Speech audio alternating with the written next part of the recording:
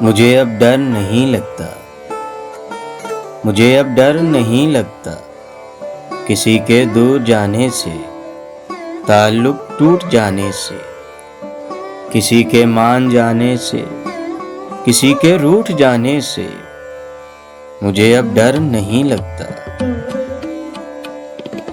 کسی کو آزمانے سے، کسی کے آزمانے سے، کسی کو یاد رکھنے سے، کسی کے بھول جانے سے، مجھے اب ڈر نہیں لگتا۔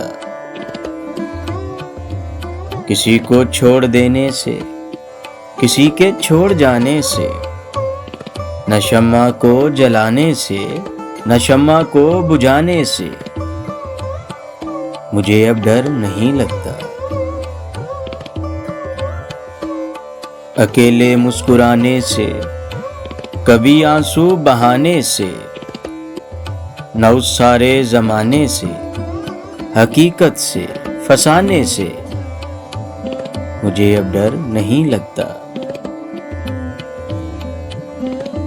کسی کی نارسائی سے، کسی کی پارسائی سے، کسی کی بے وفائی سے، کسی دکھ انتہائی سے، مجھے اب ڈر نہیں لگتا۔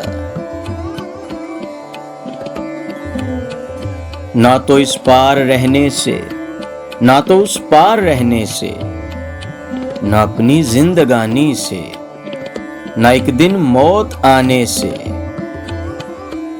مجھے اب ڈر نہیں لگتا، مجھے اب ڈر نہیں لگتا۔